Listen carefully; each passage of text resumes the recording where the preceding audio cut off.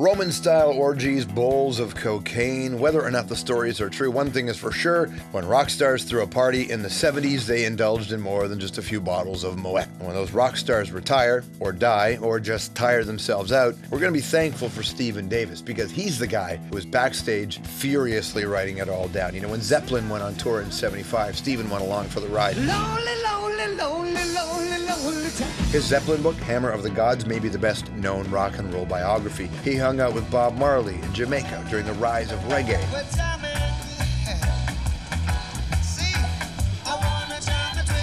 Not to mention Aerosmith and the late Levon Helm. And when Michael Jackson needed a ghostwriter for his memoirs, it was Stephen who got the gig.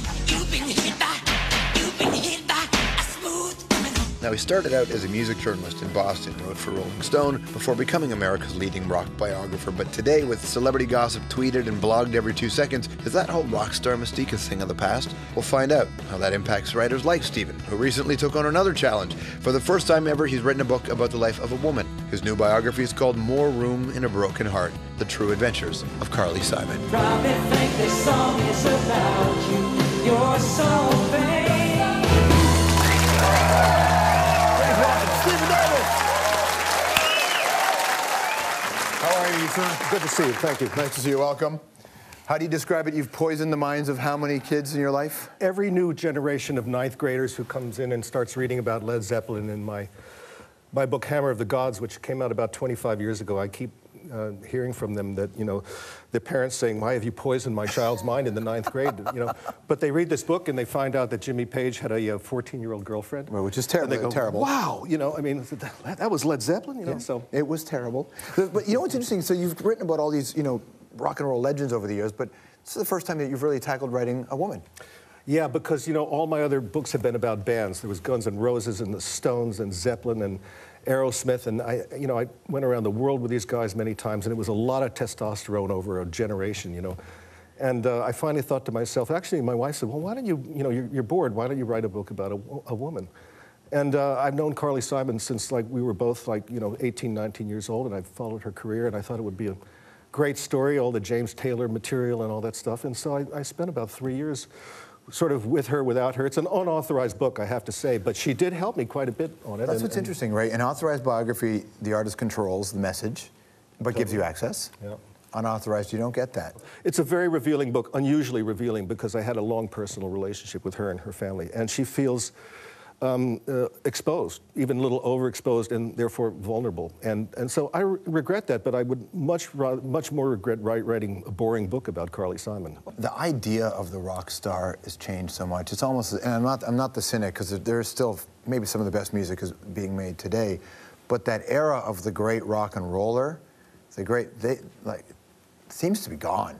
And thank God, frankly, because we don't, you know, we had our gods, and you know, I mean, Jim Morrison, you're not going to find anybody like Jim Morrison anymore, because there's already been Jim Morrison, and everyone who comes after will say, hey, you know, Jim Morrison did the leather pants, and, you know, and Jimmy Page with, you know, the black magic and stuff like that. If you came out and did that now, you'd be laughed off the stage. Plus the mythology is different, because it's hard to write stuff that, like, the idea about a biography is you want to have myths and secrets that you expose, but everything is on someone's Twitter feed or Facebook wall now. Led Zeppelin couldn't do today what they did back then, because everyone's watching now, as you say. And if they're not watching, the bands are annoyed. Why aren't my Twitter feeds as subscribed?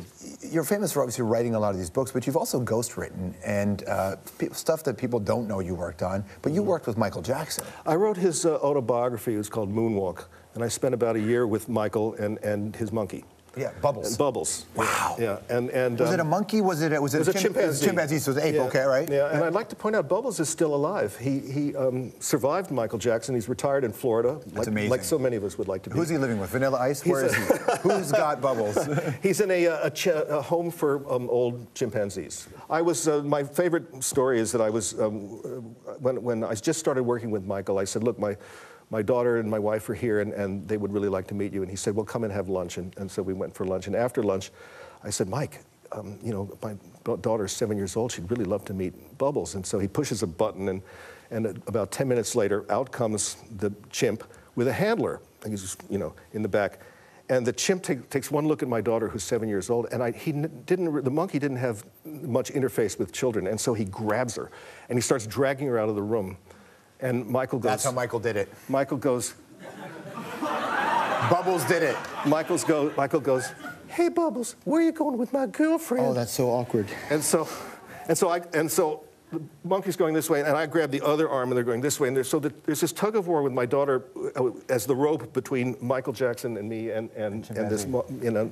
So we still talk about this. And this was the rest was all just making records and taping and stuff like that. And I to this day, I mean, you know, just because he's not here to defend himself, I promise you and your audience that he was not guilty of all that stuff, and he was found not guilty by a jury of mostly policemen's wives and firefighters in the most conservative county in California. You believe that? You believe that? I know it for sure, that it was all blackmail and trumped up. Did you ever feel like he opened up to you? He let down his guard? Oh, yeah. You know, in fact, the editor of the book was Jacqueline Onassis, Mrs. Kennedy, a Doubleday.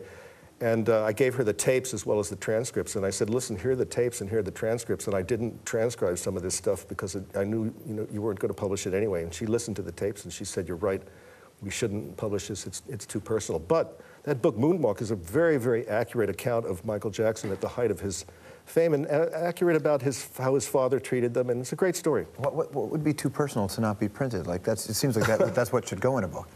Well, stuff about how he said that his father was very abusive to the Jackson 5. Mm-hmm. And, you know, they would do these shows in front of, you know, 5,000 screaming teenage girls, and then the father would lock them into a motel room with one king-size bed, and there'd be 5 Jacksons and the 2 cousins. And this was how Michael actually learned to go to sleep, in a jumble of arms and legs. So when I heard about these charges, you know, sleeping with boys and all this stuff, it completely rang true to me as a way, maybe later in his life, that he would learn how to go to sleep again. You know, they called them sleepover dates.